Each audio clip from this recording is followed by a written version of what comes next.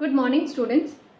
Chapter 5 principles of inheritance and variation, ये chapter हमने शुरू किया हुआ है, जिसका पार्ट 4.4 आज हम डिस्कस करने वाले हैं। मेंडल्स लॉ ऑफ इनहेरिटेंस, ये टॉपिक, ये कंसेप्ट चल रहा था, जिसका थर्ड लॉ डिस्कस करेंगे, जिसका नाम है लॉ ऑफ इंडिपेंडेंट असॉर्टमेंट।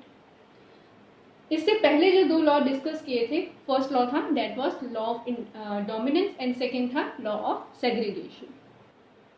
ये लॉ को समझना कोई मुश्किल नहीं है अगर आपको मोनो हाइब्रिड क्रॉस समझ आ जाए, और काफ़ी हद तक तो इनके नाम से ही इंफॉर्मेशन हमें मिल जाती है कि इसका मतलब या ये लॉ क्या कर सकता है, किस तरह से कंट्रोल करा है।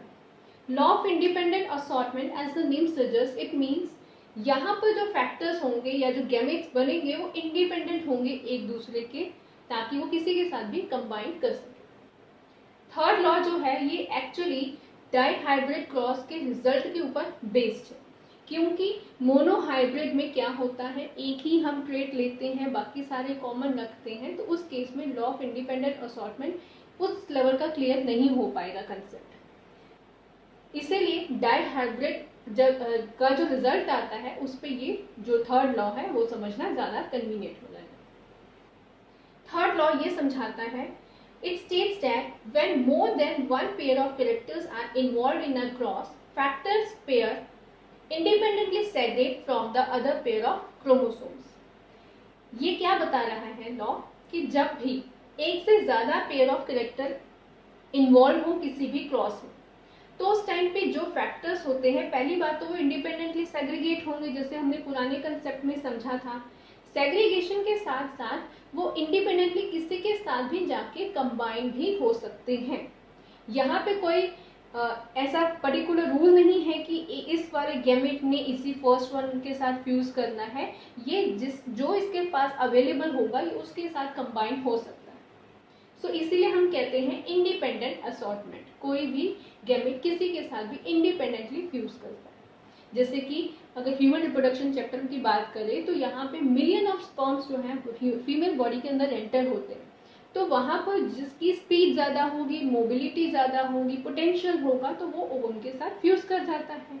तो उस केस में कोई भी गैमेट किसी भी उस ओवम के साथ फ्यूज करेगा, यहाँ पे कोई प्रॉपर एक पर्टिकुलर कंडीशन नहीं होती। Same law of independent assortment यहाँ पे भी वही बता रहा है। सेग्रीगेशन ऑफ फैक्टर पेयर, जितने भी फैक्टर हैं पहले तो सेग्रीगेट होंगे, जो लॉ हमने डिस्कस किया था इससे पहले, लॉ ऑफ सेग्रीगेशन में, और उसके बाद वो इंडिपेंडेंटली कंबाइन होंगे। लाइक जैसे यहाँ पे हाइब्रिड क्रॉस की अगर मैं आपको फैक्टर्स बताऊं, जो ट्रेट हम यूज करेंगे नेक्स्ट वाले टॉपिक में, उसमें capital R and capital Y, ये कौन से ट्रेट हैं?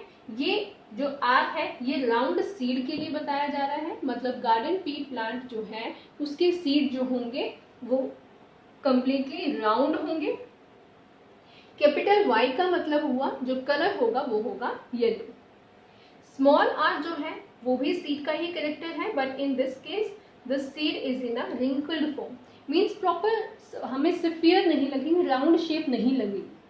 एंड इनके कलर क्या होते हैं? इनका कलर होगा ग्रीन कलर। तो आपको इतना तो क्लियर हो रहा होगा कि ये फर्स्ट वाले जो हैं ये डोमिनेंट हैं, और जो ये वाले कैरेक्टर हैं ये सारे के सारे रिसेसिव। ये डाइहाइब्रिड है, it means where we are taking 2 contrasting trait and rest 5 are same. तो जब गैमेट बनेंगे तो गैमेट बनेगा राउंड सीड और येलो कलर का, ठीक है, और यहाँ पे जो गैमेट बनेंगे वो बनेंगे wrinkle seed and green colour. ये वाला गैमेट इंडिपेंडेंटली किसी के साथ भी कंबाइन हो सकता है, यहाँ पे कोई भी बंदिश नहीं है, कोई पर्टिकुलर कंडीशन सेट नहीं है। सेम उसी तरह से ये भी इनके साथ या ये इसके साथ कंबाइन हो सकता है, जिसे हम कहते हैं law of independent assortment. So that's all for this. तीनों लॉ हमने समझ ली है side by side.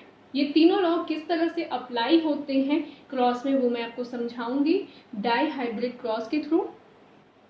Dihybrid cross, बच्चे कई बार डर जाते हैं कि इतना लंबा है वो लॉ, जिसमें बहुत सारे जो नंबर्स रेशोज कैलकुलेट करनी होती हैं, उसमें हमें कन्फ्यूजन होती है। ऐसा कुछ नहीं है, अगर मोनोहाइब्रिड आपको क्लियर है तो डाइहाइब्रिड उसका बस एक स्टेप ही आगे है। सो इसके बाद हम टॉपिक डिस्कस करने वाले हैं, that is dihybrid cross by taking example of garden pea plant trait.